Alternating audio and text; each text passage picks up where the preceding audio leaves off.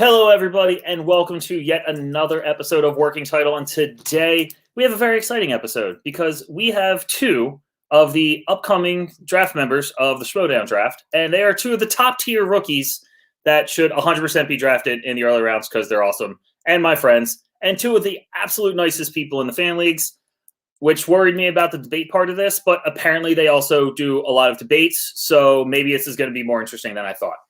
Topic I gave them today is they are going to have to pitch a movie based on a song. You can see below me here, Bohemian Rhapsody versus I'm a Believer. I will not tell you who picked what. They'll tell you when they come in a little bit later. I want to give everyone an idea what the song is so you don't hear it and then think, I don't know that song. So there they are. First off, we are going to introduce someone that is familiar to the show, been here before, a very large Harry Potter fan, because that's what he pitched last time. And we're going to bring in Rue. How you doing today? Doing good. I have been wanting to debate Jacoby for a long time. Whether or not we actually get to that point where we're going to get to it where we really debate, I don't know. But I love being on the show. It's mad fun. I can't wait to hear Jacoby's pitch. So let's do it. All right. Excellent. Always glad to have you on here because you're very entertaining. And secondly, someone that I am super happy to finally have on here because one of the most entertaining people here, and I really look forward to how he pitches it. Should be interesting. We have Jacoby. How are you doing today? Oh, excited and also nervous because it's like the pitching part's really fun. Debate gets me nervous. I've been trying to Duke Rue for a long time, so I didn't have to debate him, and now we're forced to be in a position where we get to do that. But I'm super excited because I like to talk a lot and pitch ideas. So this should be fun. I'll see how this goes. Perfect. That's all I can ask. And I'm glad I can finally bring you two together to debate something, especially due to the fact that it's both of your own pitches on a movie. So we will go. Oh, Peggy. Calling the boys, part of the family four, we have dubbed, which shirts shall be made at some point. We will go into round one, which I have dubbed Hit Me With Your Best Plot, because it's corny and fun, and I like it, and no one else gets to say, because it's my show. So what this is both of you will get 5 minutes to give me a pitch of your movie, and before we started, Jacoby decided he wanted to pitch first, so we will hear that one. Pretty much what's going to happen here is when you start talking, I will start the timer, because I don't... Of course, thank you, Tony, and Garth, always happy to have you in the chat. We'll see what happens. And we have tie-dye shirts from Peggy for the Family League 4. Very excited. So yes. When you start your pitch, I will start the 5 minutes so I do not take any time away from you. Take a breath whenever you're ready. Yeah, first, before you start, was I cutting out at the beginning? I didn't realize if that was my internet. That was a little bit, but I got you really good right now. So okay, I'm just shutting down one thing on this side. So and turning off the Wi-Fi on my phone. So that always helps. Okay, now we're ready. Start over. This isn't live, right? This is all fine. Oh, this is no, not live at all. We're good. We're never live here. All right, good. Okay, I'm ready. Okay, think of the greatest song you know, and then times that by 10 because this song blows every other song out of the water. I'm a Believer is a song about love, about adventure, about passion, and it was on the Shrek soundtrack. So, of course, my movie is based off Smash Mouth's I'm a Believer and is specifically the Smash Mouth version. Not only is it one of the deepest songs imaginable, but I'm going to present a new action twist on the beloved hit. My movie is called Believer. So kind of here's my setup. In the rundown future of 2098, middle-aged hitman Kyle Corrigan lives a life of solitude. Secretly, he's on the run because he's on the run. Years ago, he worked for this assassins group known as Love Kills, a highly trained elite force of assassins whose true names are never known. The moniker for the top assassin is codename Love. Corrigan had this title for a while, and he was the absolute best in the business. He was so good at working in the shadows that many thought love was only true in fairy tales. But then he had a change of heart after refusing to kill a little girl. He realized that his life was meant for someone else, but not for him. So he fled, and now 20 years later, he's this hollow shell of his older self. He doesn't believe in right and wrong anymore. But then his secret life is exposed, and he hears word that the new title holder of the Love Assassin moniker is coming to hunt him down. So Love was out to get him. That's the way it seemed. And he couldn't tell you why, but disappointment started haunting all of his dreams. Because at this point, he is prepared to die. He is going to accept death because he has nothing to live for anymore. So love arrives. But then he sees her face. It's the same girl he saved 20 years ago. Those bastards at Love Kills took her and molded her and shaped her into Corrigan's replacement. Now she's the killing machine. This awakened something in Corrigan. He was ready to die, but now he realizes the whole system needs to be brought down. There's not a trace of doubt in his mind. He's a believer, and although he barely escapes from Love's first attack, he chooses not to go into hiding again, but rather take the fight to the Love Kills organization to end it once and for all. In his mind, he couldn't leave her if he tried.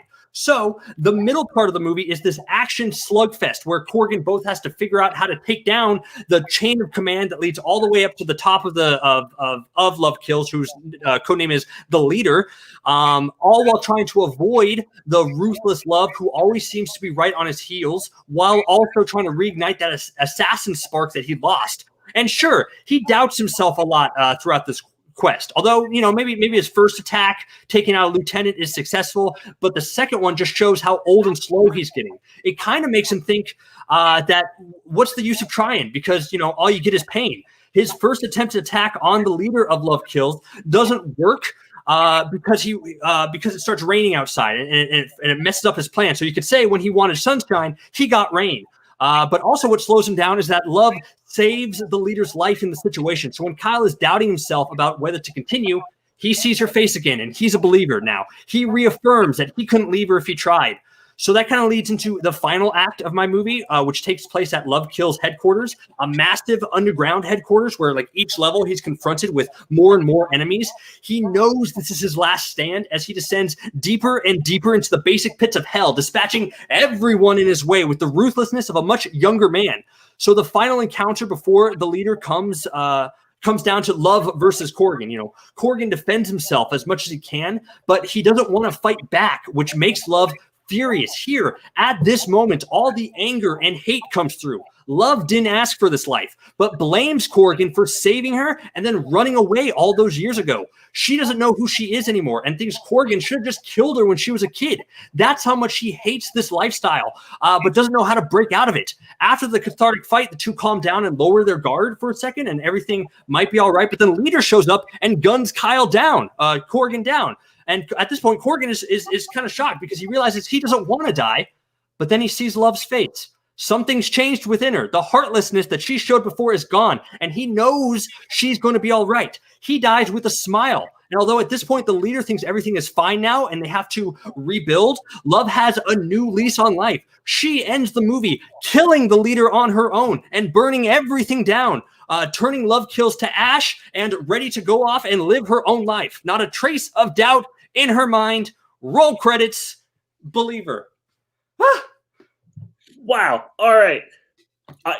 Really, yeah. Like, that was well done. I feel like there's a script in there because that sounded like almost too perfect. I love the way you put in so many of the lyrics to the song in there. It's a very interesting take on a Smash Mouth song.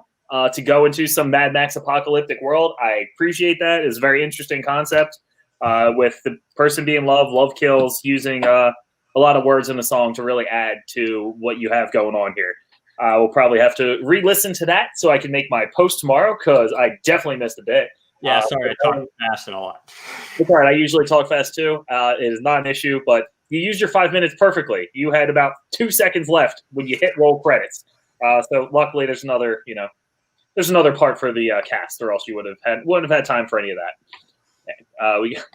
Peggy is over here fishing Smash Mouth, and we have a wonderful grouping of people all going at each other in the chat. And there we go. Thank you, Garth, adding always important information in the chats. All right. Rue, that's going to be tough to follow, but I look forward to it. You picked one of the most iconic songs of all time. 1 second. Take your time. Yes. Okay. Yeah, that's going to be tough, but same thing. 5 minutes. I will wait until you start and you feel ready because you might need to take a deep breath if you're going to go as fast as Jacoby just did, trying to talk and not breathing. All right. All right, we're opening on a wide shot of a ship on a rocky ocean. And what we're doing is we zoom in closer and closer to the boat, into the cabin. And we see a guy finishing up a letter, closing it. And on the top of the letter, all you see is Mama. He goes outside of the cabin and he goes to the pilot of the boat and asks, yo, where are we going? And the guy responds, Galileo, son, anywhere the wind blows. Nothing really matters. You killed a man. You put a gun against his head and you killed him. We have to get out of here. And what we get over the first act of this movie is just a psychological thriller of the paranoia going over this man dealing with what he did, trying to get away from his past. You see different scenes of Galileo's body aching all the time, wishing he had never been born. Arguments with his dad as they're going through the ocean. You hit little highs of waves and little low waves. And then you get into the second act. And in the second act, it's a huge thunderstorm. You get thunderbolts and lightning. It's very, very frightening. And all you see is you start to see a vision of the horizon. And Galileo sees a silhouette of a man. What looks like a man. But as you get closer and the silhouette of a man becomes clearer, it's actually a shipwreck. And a shipwreck with one surviving member. So Galileo and his dad pulls the guy into the boat. And we find out that the name of the man is Beelzebub. They let him on. They nurse him back to health. But as they go through and continue their journey, Beelzebub has a little devil set aside for Galileo. And he convinces Galileo that his dad says he loves him, but he's really leaving him to die out in the storm. And he just becomes a devil on his side, just chirping and chirping and chirping. And now Galileo is paranoid. He is trying to figure out what is going to happen. And he eventually attacks his dad. So his dad in the attack tries to hold him, but Beelzebub, being the devil, starts arguing with his dad, saying, let him go. And dad said, I will not let him go. Beelzebub, let him go. I will not let him go. Let him go. I will not let him go. Big wave, crash. Galileo pushes his dad. His dad falls and hits his head on the side of the boat. And Galileo has accidentally killed his dad. So now he is tripping. He is going crazy. He is like, what I'm going to do, I just got to get out. I just got to get right out of here. You end the second act, go into the third, just with Galileo fighting this huge thunderstorm, trying to get through wave after wave, trying to come to terms to what just happened, and you fade into black. And then you come back and you see Galileo's boat pulling up to shore. Pulls up to shore, lands, Galileo runs out. He finds people on shore and he's just asking for help. He's asking for help. He's saying, my dad is hurt. I think something happened. He just asked people to go help, get help, please. People run on the boat and the camera stays on Galileo the whole time. People come back on board with a concerned look on their face. And they tell Galileo, nobody's there. Nobody's on the boat. And then all of a sudden you get flashbacks of earlier times in the movie, him going out to the boat talking to his dad, and then the same scene of him just talking to himself. The scene of both of them helping Beelzebub onto the ship, and then the scene of Galileo just doing it on himself, by himself. The scene of him arguing, being held by his dad while Beelzebub argues, then the same scene of just him holding himself. And you just keep going back and forth, flashbacks to his current face and those past scenes. And then all of a sudden you get a close-up of his eyes. Scene goes black. Title card, Rhapsody. And as soon as the title card drops, you hear, is this the real life? Is this just fantasy? Credits. Rhapsody is over. Oh, wow. Man, you guys are crushing this. That was, man, of course we have all this coming out as well. and original version. I don't know if there's another one. Rue, that was fantastic. Very interesting. Both of you, I mean, man, you guys really crushed this. I love you're using the exact lyrics to really add emphasis to the story while still creating that little extra to really make you feel the story fully. Man, God, this is, you guys didn't even go too far apart normally in this show. You got two people on completely two opposite sides of the spectrum. Yours aren't that different, but my God, both these are really, really good. I am very curious a little bit what some of your casting might be for this. I know you're kind of going on the off the cuff here, but I'm very curious. Jacoby did pitch first, so you will be doing the casting first. When obviously no time, just let me know who you got. I am ready. I'm ready. Okay, so I'm gonna go with the dad first, and the dad is gonna be Forrest Whitaker. Forrest Whitaker is very good at just showing concern and just in his eyes, even in the lazy one, in his eyes, you could just feel like this man cares about his family and his friends and whoever he's with. So Forrest Whitaker is going to play the dad. Beelzebub is going to be Giancarlo Esposito.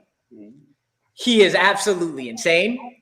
And Gus Fring and man, I forgot his name from Mandalorian, but he just does sick and crazy and mentally in your head like no other.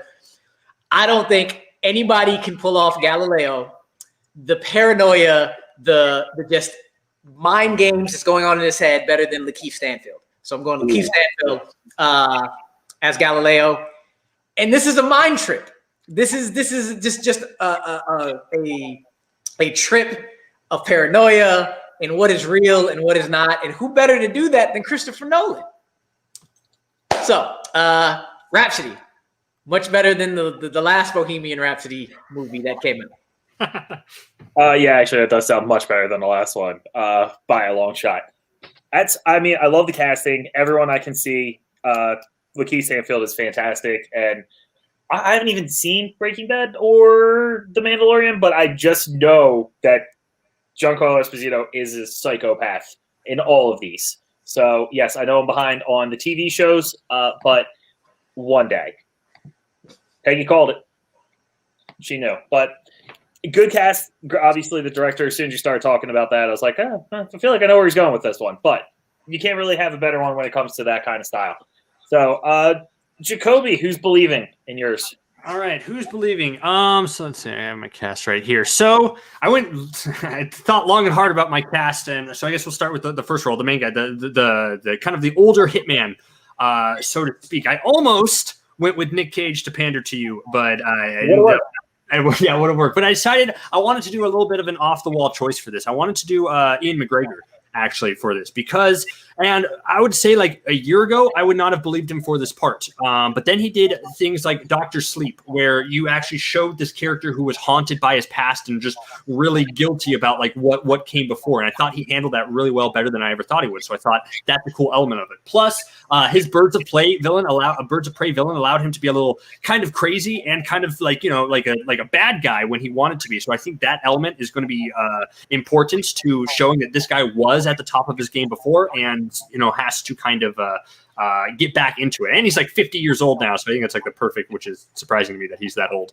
But I think the real, the hearts and the center of this movie, a lot of it comes down to Love character. And I picked an up and coming actress who I think is poised to break out really soon, Mackenzie Davis.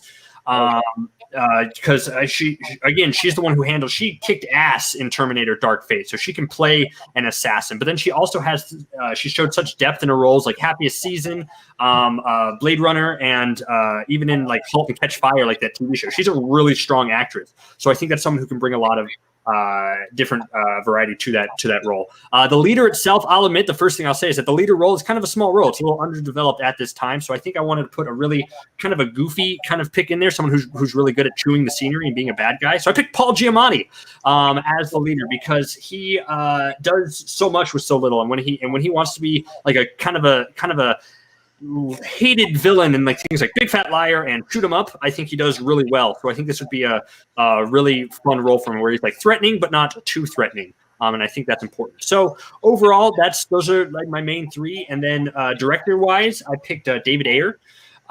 Because he's done such a great job in the past blending character studies with action. Like I love Fury, I love End of Watch. Suicide Squad was a bit of a mess, but a lot of the other things when he has control of both his characters and the action, it's really awesome. So yeah, David Ayer is my director. Very interesting. I actually really do like the Ewan McGregor casting because he's, like you said, Dr. Sleep kind of caught me off guard. I really enjoyed that movie. I thought he was great. And Birds of Prey is one of my favorite DCU films, and he was a big part of that because he's so off the wall and just crazy. I would never have guessed Paul Giamatti as your leader, but I like it because as soon as you said it, I immediately went shoot him up as well. When he was just insane, it would be good. And if he has a smaller role, it doesn't have to be this big bruising person. He can just be someone behind the scenes. And Mackenzie Davis, I just watched Terminator Dark Fate recently. As okay of a movie as it is, she was great. Kind of reminds me of I feel like I hate saying stuff like this, but he kind of seems like a JV Emily Blunt. Kind of a badass, kind of has the same style to her. But that's how I saw it when I was watching the movie. I like it. Both these are great casts, both obviously directors that would work perfectly with your style here. I like them both. That was the casting call, which I never put up there because I was too busy being awed by your pitches because they were fantastic.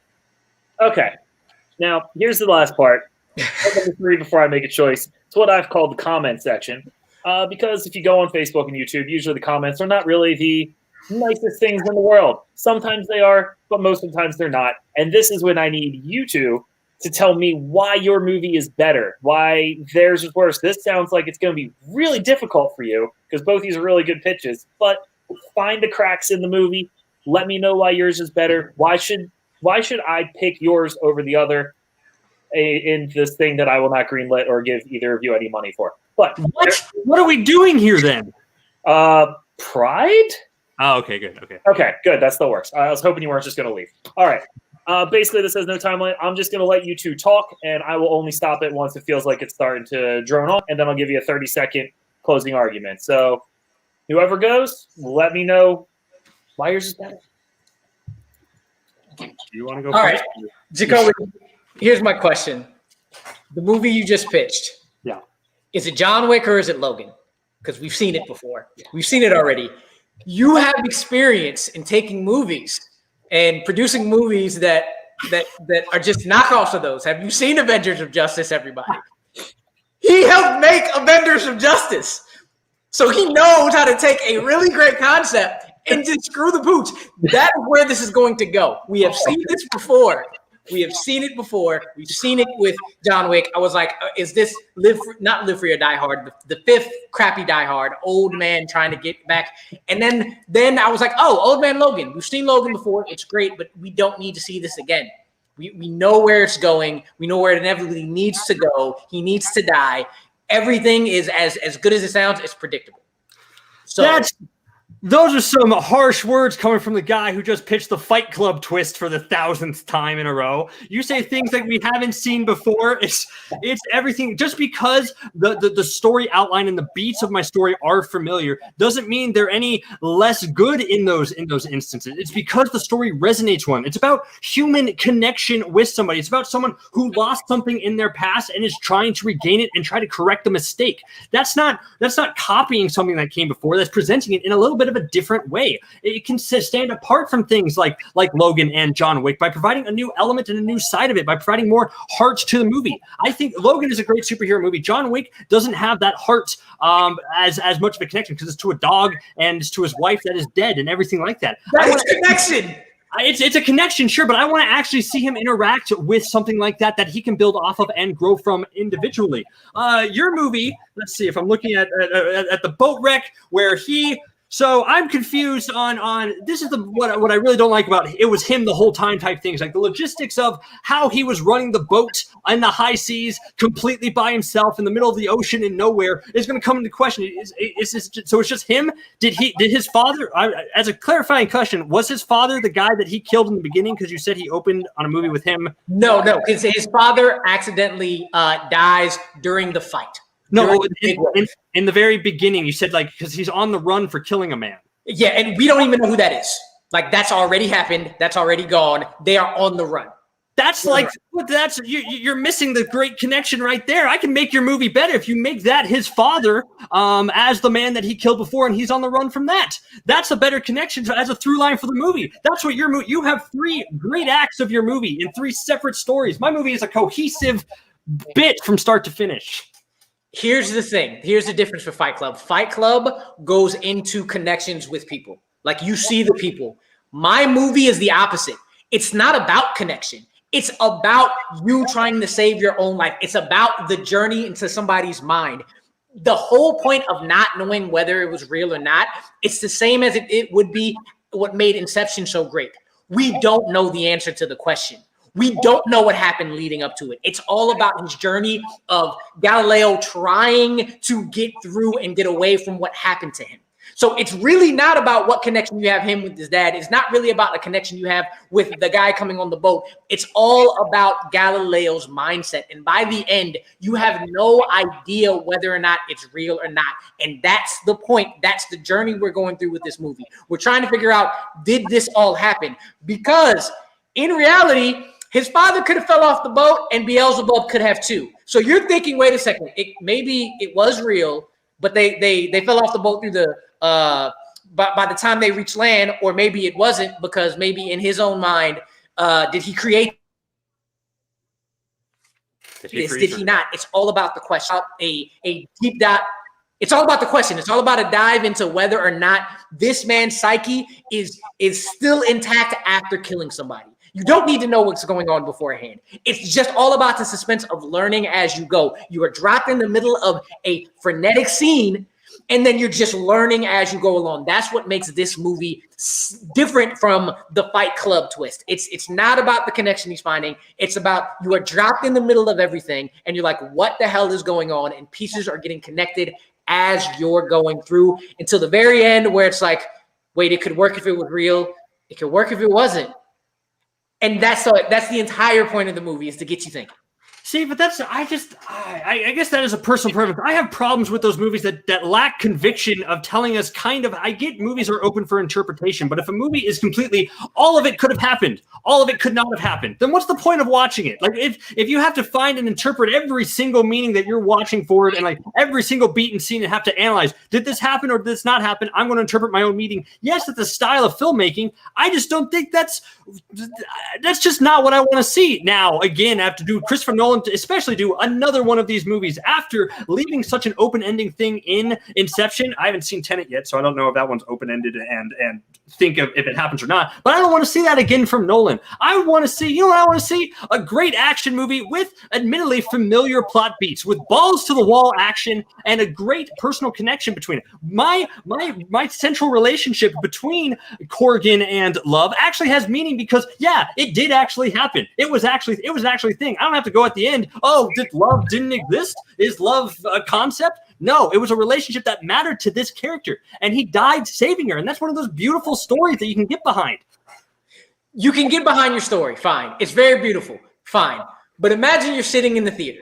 How many people do you know when you're in the theater, or when they are trying to solve what's going on before the end? 10 minutes into 30 minutes into your movie, whatever into your movie, when they find out that the little girl is the new love, they're going to be like, oh, okay, well, they're going to join forces at the end. They're going to take down the organization, and Corrigan has to die. Like, there's no other way. We've seen this. They will be like, okay, maybe the action would be good, but if the action doesn't like hit, you're done, because you're like, all right, well, I know what's going to happen. In my movie, it's like a choose your own adventure. It's the same type of thing. You're like, wait a second. I can see it. as it's just him. It's just him the whole time. Or I can see it as, no, this really happened and he killed his dude. And who better to do that? What better way to do that than to highlight 3 of the best actors doing what they do best in their specific roles? This is the type of movie, this is the type of plot that are just going to highlight great actors doing what they do to the best of their ability. So it's an acting fest, it's a mind twist, and it's not anything you have seen. You think you've seen it before. You think you've seen it in Inception. You think you thought you saw it in Fight Club. But no, this is different. Like you said, you have the familiar beats, but by the end of the movie, you're like, wow, I really thought, and then I'm going to switch. It's the experience. You got to find a new experience in a movie, and this is by the end, this is a brand new experience. The problem with that, even with Christopher Nolan, is that I think of there's a movie out there called The Prestige where there is a twist of, hey, the guy isn't who he says he is. The problem with that, the twist is super obvious in that movie. Like it is clearly obvious. And then it ruins your alternate takes going forward of you watching that movie. I don't think Christopher Nolan can successfully pull off the surprise of, is this really happening or is this not? He's going to give away his hand way too early, and that is going to ruin the rest of your experience. There is nothing worse. You said that when you're sitting in a movie theater and like you're trying to figure out what's going on. There is nothing worse than sitting in a movie theater and figuring out the twist 10 to 15 minutes into like a 2-hour movie. That sucks because then you're just like waiting for it to happen. That's why I bring in the fact you brought up the fact that love coming in is the love moniker. That's not really a twist. It all happens. That's the setup. That's the catalyst. That's the call to action for it. So I cut away all the what is going to happen thing, and I get straight into the meat of the plot and following this character and his relationship with love as he tries to take down this leader of this organization. Yeah. So it's basically we're arguing, do we want to see another Logan or do we want to see another Inception? And you say that Christopher Nolan can't pull off that twist. Let me tell you of a real life experience I had watching Inception. That top was spinning, right? That top was spinning. It cut to black lady, a row behind me. Oh, hell no. In the middle of the theater. She had no idea that was going to happen. And then that's when you're like, wait a second. I believed that it kept spinning. No, I believed that it dropped. That is the beauty of what Nolan can pull off. Nolan can pull off any way you choose to go can be reality. So there is no twist you can solve because sure, you may say, okay, it's going to fade to black and they won't be there. It's not really about that twist. Some people will see it, some people won't. It's about the experience in it. Like, is he going to do this again? Is he not?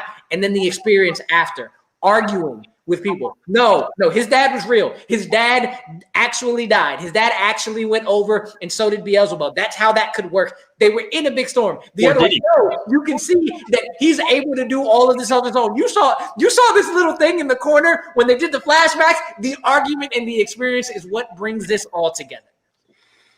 That I can see why you two are like champions at debate, because I have gone back and forth about it at least 4 or 5 times on which movie I like better just by what you're saying.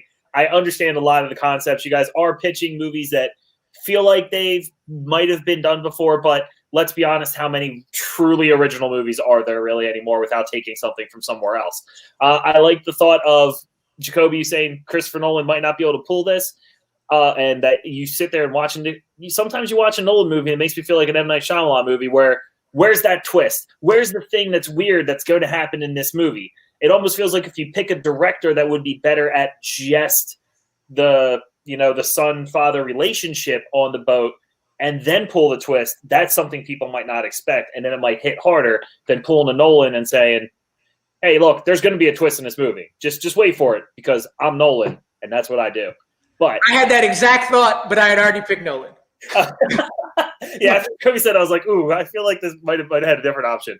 And like you said, Rue, with Jacoby's, we've seen Logan, we've seen the older guy with the younger like mentor or somebody that they love, daughter, somebody else, somebody that they're trying to save. But also I do like the idea of, like you said something about you knew 10 minutes in and then they're going to connect, they're going to join forces at the end. I feel like there really wasn't a lot of joining forces. It was more of a mutual respect at the end. That once Kyle was killed, then that's when she decided to go after the main person. But both these are fantastic, and both of you did a excellent job of shooting the other one down. And I've never seen either of you be this mean. Well, okay, Rue, I've seen you be this mean once or twice, and I still have issues with you for that.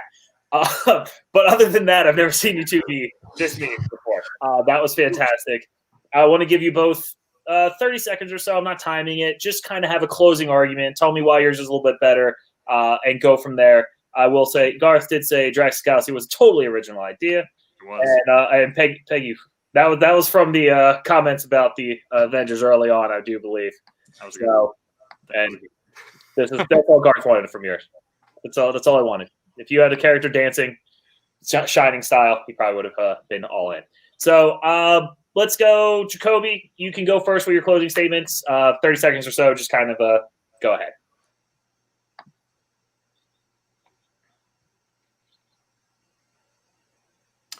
I really do think sorry, I was thinking for a bit. I really do think in this day of age, the action genre needed a facelift that John Wick provided. It opened the door for new, different types of stories in that thing. So there are going to be ones that pop up from that type of mold of a badass assassin kind of finding a heart. The trick is to keep that going is casting one, interesting actors, two, using interesting directors, and having a real heart and connection that audiences can relate to. And I think that's what's important about my story. That actually does happen in real life. It's about reckoning with your past. It's about finding light out of after years of darkness. It's trying to find something to believe in, and that's why I picked the song, because I'm a believer. Because that's what we all need in life, right? We need something to believe in. We need to find something that inspires us and keeps us going. And the point is that you can still find that even after you think all is lost, and you can still fix some of your past mistakes. And that is why I think Believer is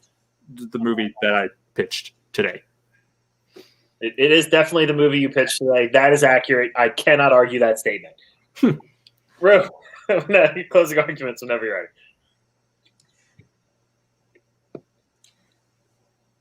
All we get now in theaters are remakes, redos, franchises, sequels, so on and so forth. But there are now certain directors. You hear their name, it's an event.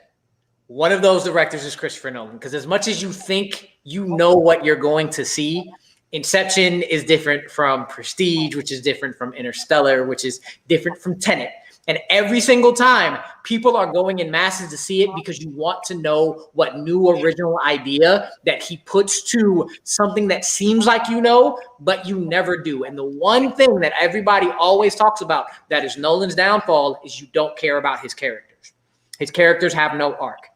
Who better than Lakeith Stanfield, Giancarlo Esposito, and Forrest Whitaker to make a character piece about? Put it into Nolan's twists and turns and really focus on the character themselves, especially Galileo and Lakeith Stanfield, on what will you do when you are in a desperate situation? How far will you go? What things will you create in your mind? What kind of arc will you go through when you have to make decisions right on the spot? And in the end, when that inevitable twist comes and you start thinking, wait a second, what would I have done? Do I think I would have been able to do that with somebody? Would my mind go to a place where I make all of that up? Nobody does that better than Nolan. Nobody has more of an event type movie who can put all that together better than Nolan. And Rhapsody is the movie that will take him that next step of finally creating characters that you care about in a original as possible movie. Go see Rhapsody. I mean, I would probably see. I'm seeing both of these movies when they come out. Like probably day of. I'm there. I'm checking it out. I'm giving them my money and I'm getting my popcorn and my Mike and Ike's not Milk Duds, which my wife decided to say was my snack of choice. She was wrong. I lied. But both these are fantastic. I'm going to try my absolute hardest at this Critics' Choice part, which again is when I pick one of your movies, which means absolutely nothing because most likely the poll that I put up later is what's more important because this is my taste and my taste of movies is pretty bad. So I'll be honest, it is. I love both your movies. You both had great ideas. They do feel familiar but different. So you still get that familiar feel that people want to go see when they see a movie, but they have their differences in there as well. The one I'm going to go with, and I think I'm going with this just due to the fact I feel like you took the song and turned it around more than the other one, is I'm going to go with Jacoby's. Because you took a Smash Mouth song, I'm a Believer, and really made it very interesting, took lyrics from that song, and really added into the plot. Rue, your pitch was also great. It was very creative. I love the casting. I love the idea of it. The thriller idea aspect is great. And, like, did he, didn't he? Was there people there? Was he not? And I like the fact, even like Jacoby said, you should show that it was the dad he killed. If you did, then the father wasn't there. You could show it at the end, but I like the idea of leaving it out in the open. So I like that part of it. But for now, I'm going with Jacoby, just mainly based on the fact that during the pitch, the lyrics of his song, I like the way he transformed them to a completely different place and created a apocalyptic action movie. Really, Peggy? I don't need that. All right, calm it down, Peggy. Anyway, I appreciate both you guys being on here, and Rue, I know you have some stuff going on. If you just want to say, how you felt about this and any other things you have to pitch, because I know you got a bunch of shows. Man, this was absolutely amazing. When he was done, you saw it. I was like, damn it. I don't know what to say bad about this film. So I had to go after the man himself and figure that out. That's all I could do. That is really all I could do, because that was an amazing, absolutely amazing pitch. This was so much fun. I can't wait to do it again. Y'all know where I'm at. One Gotta Stay is going to be up in probably not next Monday, but the Monday after that. Bite Size Breakdown on IG. And go check us out tomorrow night. And Peggy and his wife, Christina. The husband of Christina right there. We're going to kill it tomorrow. Yeah. Excellent. Yes. Hashtag draft Drew. Hashtag draft Peggy. Hashtag draft Christina. Hashtag draft Jacoby. And speaking of Jacoby, how'd you feel? Did you enjoy it? No, that was so much fun. I was so scared because, again, afterwards it's like, okay, now debate. Now it's like I really don't know how to attack. I'm just having Rue open the door for me to attack when he was just like, he brought up the idea. It's like, oh, something familiar. It's like, okay, latch onto Fight Club. Because when he heard that pitch, I was just like, that's just a really good quality movie. I didn't think you could change Bohemian Rhapsody really into a song or really into a movie like that, and he did, and that was awesome. But overall, I had a lot of fun. I don't have really anything to promote because I don't do a whole lot. But so just go watch. My promotion is go watch all his stuff. And One Gotta Stay and the reviews and all that fun stuff. So go do that and check us out tomorrow. See if we make it. This was fun. Thank you. Yeah, this was awesome. This was a fantastic one. You guys were great. You guys crushed it, and both your pitches were great. The debate was fantastic, and I love when two people, you can tell you appreciate the other's movie, but you still have to find a way to nitpick at it. That's the best part. Anyway, check this out next week. We will have Jake Milter versus Joe Farrelly next week, which should be very interesting. That competed very hard against each other in a manager bowl recently. That should be out on Multiplex. But also check out, obviously Feature Presentation Presents. Go there. Fantasy Film Fights every Wednesday. FPTL on Sunday. You have Digesting Cinema. I have to say this because my wife is a part of it. Does the Feature Presentation 52-week challenge every week. They'll do a genre of movie or a year, and then her and Aaron J will talk about it. So go see that because they have very different ideas of movies. One is pretentious, and the other is my wife. So other than that, also Opening Night Trivia League. We got a lot of rookie matches coming up. We got a lot of stuff going on here. We have the geek area. There's a lot of stuff going on here. So everybody check it out. And if anyone's watching that's never done this before, hit me up because I love having new people on here. It's great. It's fun. And you don't need to know movie trivia to pitch a movie. So if you think you suck at movie trivia, just come on here because this requires zero knowledge.